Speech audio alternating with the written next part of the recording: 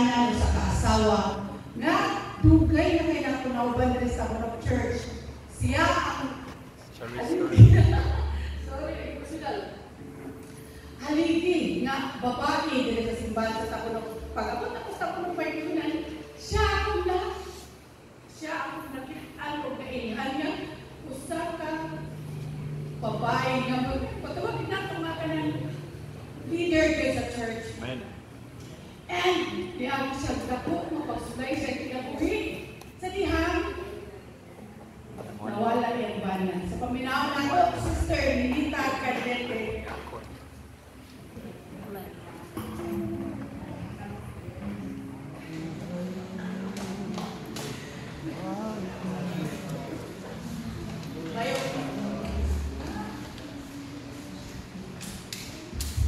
May munta mo na ito.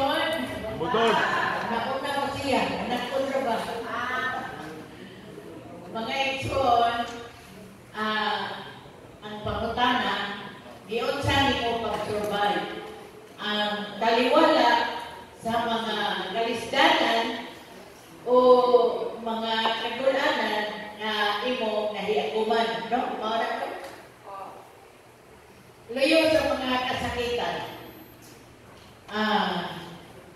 Wala kita ilaing dalampanan, kundi si Ginoong Jesus na Diyos.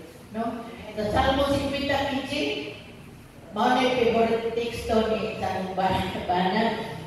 Ug tawag mo ko sa adlaw sa kalisdanan, ug pagalawason ko ikaw mga himaya sa ako. Maura yun na yung texto niya na digid na nako ang kalisdanan. Kay pagka kita mo, nakaingon ko nga, ako na yung ipang-recall, kinsa itong nangabalo. Yan, wala na pang slide, kung kira siya, Mrs. Fernandez, o kira, kinsa patukuban. Maoy, sing-sing ako sa kong alimpatakan na magmatinuan yun sa pag-alaga niya sa Ginoo. Na dili kita biya kay unya dadla sa iyang pagbalik makita agad mo no mo nang usahay mo kay mo dugay pud balik dito pero kana makita na din no makita na magkapos kita ko siya kanto sa ako kada mo kanina kung natay mga problema ato ra gyud tawo ng Ginoo pag-ampo ra gyud na dili tama na kung may naikuban na maabutan o nagko ang mga problema no kanang basulon ang Ginoo moingon dayon nga asa man ka Ginoo wa man kunin mo tamangin ngano imong gikuha ang kapikan ma-backslide na dayon ka no so kada kung pagkatao wa gyud ko nag-agi og backslide wa ko nagluod sa iglesia Ginoo daghan mga katungdanan na kalain-lain na lang akong nahatag sa kuha. Ang kinahanglan nga pagmalikod yun ka ako yung ikasulti sa inyo nga pagmalikod yun ka atong pagtuo dili ka mag-backslide dili ka magpadaog sa mga pagsulay mga problema nga bisan unsa may mahitabo sa atong mga umalabot ato yung pugtan ang Ginoo ang iyang saad na makapuyo kaniya ng gitagan alam sa mga tao. Ako sa una, dili ko mupuyo sa balay. Muato ko sa mga silingan, mabisita ko o makikistorya nila o makasablit punta sa maayong balita o may anak na paagi, makaagi ka uganan mga higala, makamitsahe ka sa ila sa imong mga silingan.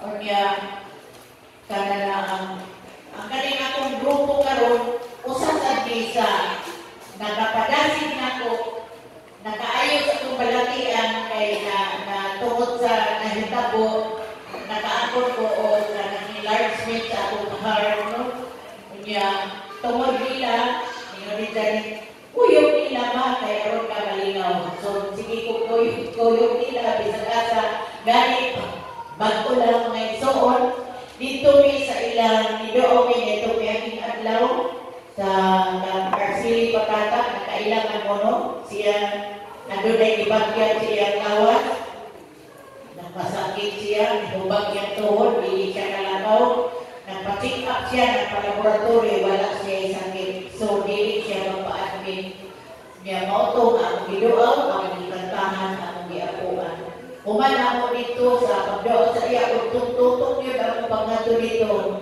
mga duha ka oras dito sige istorya sige siya pamungaw siya debate yung anak pagkahuman i-proceed ako dito sa ilang i-radio mauna ang akong grupo pasalamat ko nga kananaan usa sa sila sa padasigon sa pagbitsahe sa mayong balita o mauna nga kananaan dili kita humulong sa pagsampit kaniya o ato yung pugtan si Ginoong Hesus nga maoy naghatag o kadasi o panalangin na nato. Di ato ni aging Agusto nga isuod, pag-check ako sa akong mata,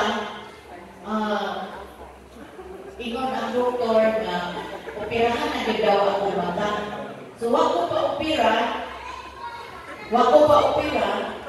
ang ayaw ko sitang opinion sa laing doktor. Mingato ko sa Vicente Soto. Nitong September 2, maoy pag-check up sa pumata. Pero dako kayo kung kahigulong ang mga doktor. Ipasapasa ko tulong ng doktor ang nag-check up sa ako ang ngayon. Pero gikan ta ato ng week of prayer. Mautoy akong ipangayot sa Ginoo nga. Ayuhon na dito niya. Kaysa Jeremias, kahit ay 3:3 na ngayon. Tawag mo ako magatubag na nimo o ako maghatag na nimo o dagko na mga panghitabo na wala pa nimo mahibaluin. Muhatag siya og mga katingalahan nga wala pa nimo mahibaluin. So, mauto yan hindi pa kayo sa Ginoo nga ayaw na Ginoo niya. Ipasapasa ko tulong ka doktor, huwag mo siya makita. Dili sila mo recommend maoperahan mo. Praise the Lord! Wala ko na ayaw na opera. Gitubag sa Ginoo nga ako ipangayon. Dagan sa lahat mga itsuro, kita magkanunayon kita na pag-ampo sa Ginoo atong kongtan. Hindi ka maturang na baka mo to. Dili kita madaog sa mga pisan o sa mga pagsulay ko dapat sa itong kinabuhi. O yung mga buhingan doon. Nakitang tanan, wala ko dili. Mga buhingan na